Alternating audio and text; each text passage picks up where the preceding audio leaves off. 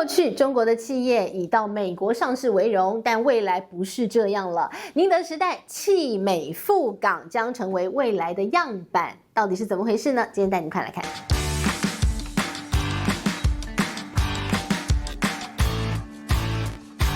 嗨，大家好，我是治愈。今天呢，想从宁德时代在香港2次上市的一个例子，来跟大家全盘看一看。中国呢是如何在美国的围堵之下，现在要找出路。好，那首先呢，先来聊聊在2025年5月20号520这一天啊，宁德时代在香港2次上市。宁德时代这家公司啊，你可以说它命运多舛，但是呢，它居然做到了现在全世界最大的电池制造商，那也是不容易。好，第一次宁德时代上市在2018年。美国对中国打贸易战，现在2025年2次上市，美国又围堵中国，对全世界打关税大战。所以你说这宁德时代啊，每一次啊，人家说哦，这个猪站在风口上会飞嘛，他每一次都要站在那个逆风处。显示我的厉害。好，那我们不讲这些了，我们先来讲宁德时代这一次上市到底它的意义何在？有人这样形容，给它下一个标题叫做弃美赴港很重要的一个样板。什么样的样板呢？过去我们看到大家说美国对中国有1招、2招、3招大绝招。好，那最后的大绝招会是什么呢？有人这样讲，那就是要对中国现在在美国上市的这些企业下手。我让你跑也跑不掉，我要让你在我的手中，我可以任意宰割。好，那当然大家都怕这一点，所以呢，过去那种印象觉得中国的企业发展得很好，然后呢，我往这个海外走，然后最终呢，我那个显示我一家企业成不成功，最终目标就是我要到美国去敲钟，当当当当当，哎呀，我可以在美国上市，你觉得我这个企业人生巅峰已到哦。那还记不记得就在2014年阿里巴巴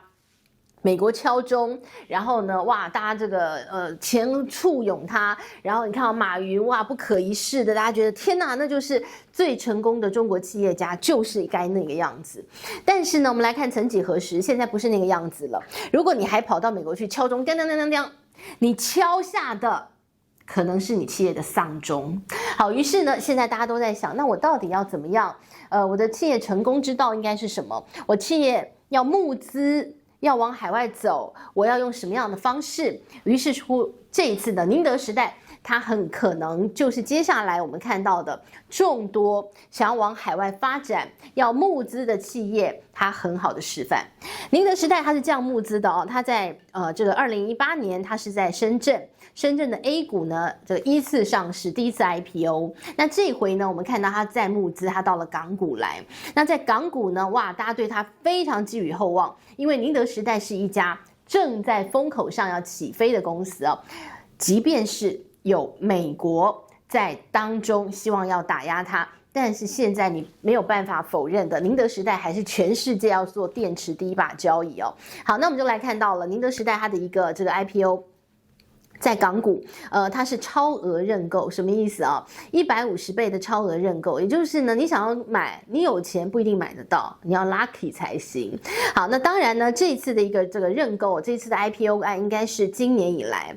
或者你可以说川普这个重返白宫以来最大的一个 IPO 案。那果然它也是非常夯，它募资的一个这个成效也是非常惊人，它总计呢募到了50多亿的一个美元了哦。好，那你说谁认股呢？谁看好它？包括了像这个项目资本，这也是美资的哦，那还是看好它，还是要买。另外像高瓴资本，那这个就是中国自己的一个这个资本集团。另外呢，还有一些比如说科威特的一个基金，科威特投资局，这个科威特呢，中东的国家，那当然也是家里有油有矿的嘛哦。那这个投资基金也是哇，这个一把交椅，他非常看好电池事业，尤其看好宁德时代。所以这一次呢，我们看到了这个在第一波的一个认购当中，它应该是掏的钱最多。好，那每一个这个所谓的 IPO 的一个这个上市案，你都要有一些所谓的引荐人，就是我要推荐，我要挂保证。最妙的是，宁德时代即便它不在美股，它在港股要 IPO， 挂保证的有很多是美国的投行。这一点呢，让很多美国国会议员看了就觉得，嘿，你们这些叛国贼，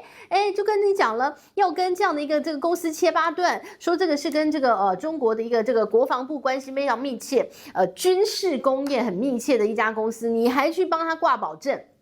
谁被警告了？美国银行旗下的美银证券，还有大摩根士丹利，都被美国国会这个发文警告说，你不准去当他的什么保证人。结果呢，这两家公司看了这个文，然后放旁边，照样继续当保证人。所以这回呢，我们看到了这个引荐宁德时代在港股挂牌的总共有4家都非常知名大投行，大摩、小摩、摩根士丹利、摩根大通，然后呢，还有就是美银证券，然后还有高盛。你看每一家都叫得出名号，还是要挂保证。我觉得在这个资本市场的一个运作当中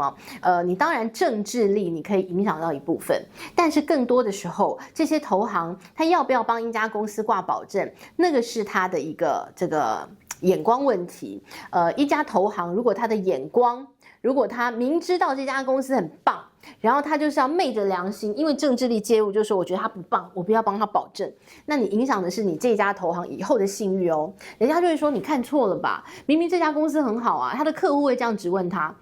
这家公司很棒，你当初为什么不推荐我？那这家公司你就是挡我财路，这客户就觉得对你打一个问号。所以呢，我们看到了这4家银行就不顾美国国会的压力，他还是站出来说我这个挂保证，宁德时代一定很不错。果然挂牌之后，第一天股价就飞涨了16%但这挂牌很特别。因为呢，当讲了美国不是要把这个对中国企业在美国挂牌准备要下手吗？所以大家现在尽量的那个防火墙这个直接跟你切八段，我们要这个有一点点区隔。所以呢，这次宁德时代的一个 IPO 他直接讲了我不让你美国境内的投资人来买。你不要来买小废话，那你就不要来赚我的钱。那当然呢，他说你这个美国境内的人不能买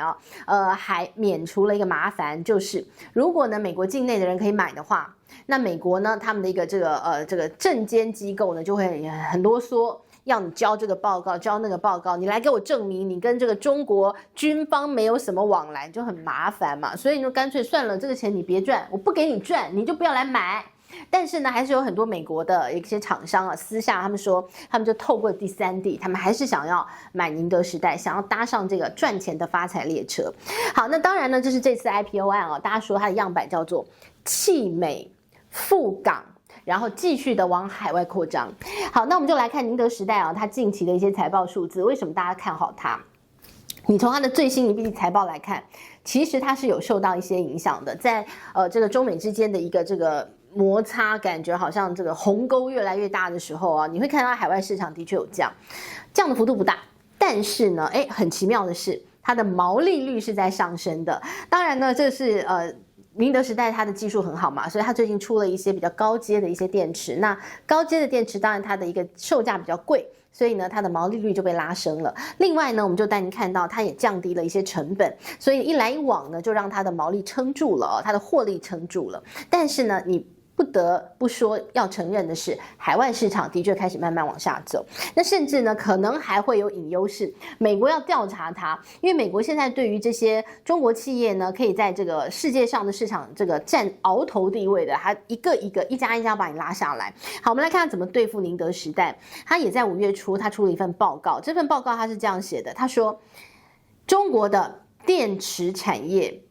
被补贴的状况很严重，于是呢就造成了美国的同样的厂商不公平的一个对待了。所以他说这个叫反补贴的一个税率很可能要开征但是呢，对于这个宁德时代来讲宁德时代呢，我们看到了他讲说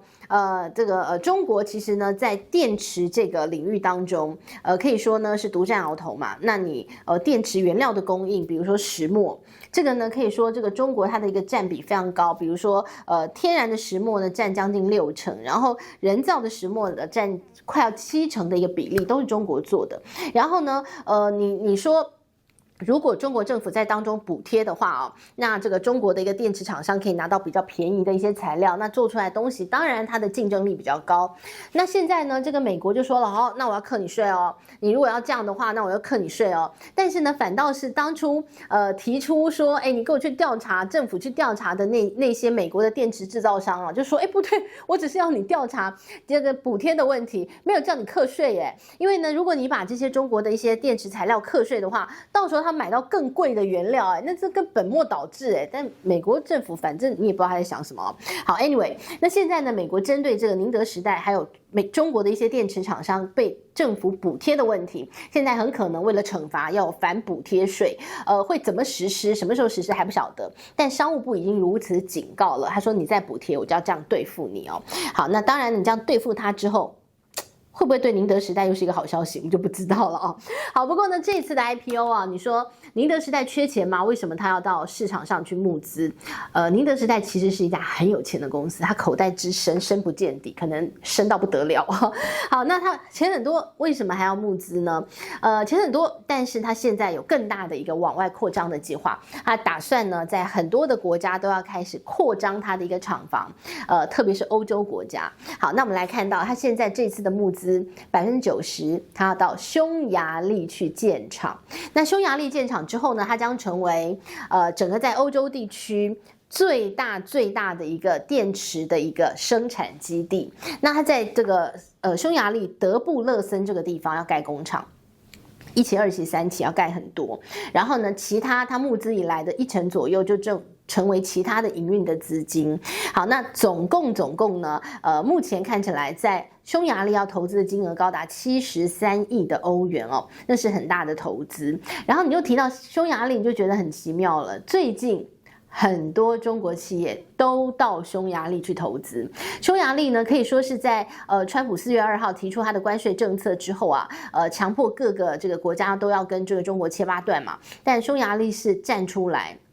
非常坚定的说，他要继续跟中国保持紧密的经贸关系，公然跟这个川普叫板的哦，这也是很特别。那我们就来看到匈牙利为什么直接我就选边站了，因为你看到很多国家都是尽量的两边讨好，尽量的走一个中道路线哦。但匈牙利就非常明确的讲说，他是很务实的在想，美国你要我跟中国不来往可以，好，那你给我同等的投资嘛，你给我同等的我想要发展的方向，你要支持我嘛。那我们就来讲匈牙利现在想发展什么。匈牙利非常直接的，它在最近几年它都在发展的叫做电池产业、电池制造业。那你说它发展的好吗？可以哦，它发展的一个它市占率，它在它的一个锂电池当中，它的一个世界上的产能，它占比呢大约占了4%左右，排到全球第3。第一的是中国，所以呢，你就说第一，它中国是哇压倒性的领先，7成8成的，然后第2名是美国，然后第3名就是匈牙利。那匈牙利它非常希望可以发展它的电池的一个制造业，所以呢，对于中国来讲，当然就是最能够帮助它的。中国有技术啊，中国有人才啊，再来就是中国现在呢，被美国围堵之下，急需要找到一个愿意支持中国这个产业的一个国家。那现在看起来就是匈牙利了。匈牙利它有非常廉价的劳工，它有廉价的一个电力，它有廉价的土地，再加上它的国家要发展这个产业嘛，所以就是一拍即合啊。中国想要往外走，想要发展欧洲市场，匈牙利它的地理位置就在欧洲的中心。于是，一拍即合。所以你现在看到了，不仅仅是宁德时代在这里要建一个欧洲最大的一个电池产区，甚至呢，比亚迪也来了。比亚迪也在匈牙利呢，它建一个欧洲的营运总部。所以呢，其实现在中国是匈牙利单一最大的投资国家啊。也难怪匈牙利直接讲了，如果美国你可以给我同等的投资额的话，那当然我们再谈。但目前就是不能。美国就直接讲一句话说，你不要跟中国来往，但是我给你什么就还没想到。那匈牙利你会怎么选？所以呢，匈牙利直接就这样想了，他就是要跟中国维持良好的关系，来发展它现在要发展的产业。即便是你要发展电池产业，有很多匈牙利的一些居民，他会觉得，破坏我的环境啊！我本来是一个好山好水的地方，那你现在要通通都长出来，变成巨大的水泥丛林，一个一个电池工厂。但是呢，匈牙利政府就会说，这是国家利益，这是我们既定的国家政策，所以他也帮这个中国这些工厂，比亚迪啊、宁德时代，搞定了很多来自地方上的一些反对声浪。所以呢，你就看到了，其实匈牙利是一个目前在欧洲中国非常努力要拉拢的一个地方，要在这个地方布局它非常多未来的一些电池产业。好，那讲回来，我们就来看那欧盟怎么看呢？欧盟现在在看匈牙利敢这么大声的直接讲说，我就是要跟中国做朋友，就是要跟中国做生意，很多是倾线的那种心态哦，但是有的是不太认同，因为他们觉得欧盟会觉得，好像还是要找一个中间点吧，他们很担心你这么样的倾向中国，会不会引发这个美国又有什么样的报复哦？但匈牙利是做了决定，其他的欧盟国家还没有其他欧盟国家毕竟还是想要找到一个中庸之道，但是呢，也因为这个川普的一个关税战啊，这个大刀砍下来，管你是盟友还是敌人的，现在感觉中国跟欧盟之间好像过去搁置的，过去有这些这个不太一样想法的地方又重新开始谈了。我们来举例哦，就像是这个中国的汽车关税，过去呢中国的电动车真的卖得非常好，你看到宁德时代、看到比亚迪的车在欧盟的市场，哇，真是卖翻天了，特别是比亚迪。为什么？车很好，车很便宜，所以呢，把这些欧洲的国家的车哇打到这个没办法还手。好，那于是呢，这个欧盟那个时候去年开始不断调查，就说你补贴啊，你如何啊，你这样那样，你到底为什么可以卖这么便宜啊？各种。所以呢，这个欧盟在去年的时候呢，就对中国的电动车加征了非常高的关税。大家记不记得我们曾经过去影片当中有讲，不一样的这个公司被加了不一样的关税嘛？好，那最高有来到45.3%。很高但是我们那时候不是算一笔账，说即便是课这么多的税，但是中国车迈进欧洲市场还是有它的优势。好了，那个时候呢，这个欧盟的态度很硬，就是这样，没什么好说，就是这样。但是现在好像可以谈咯，因为呢，这个中国就说了，那川普的关税这么多，那我们是不是好好坐下来谈一谈？欧盟最近态度软化，说我们来谈，关税可以降。可以降，然后用什么东西来取代呢？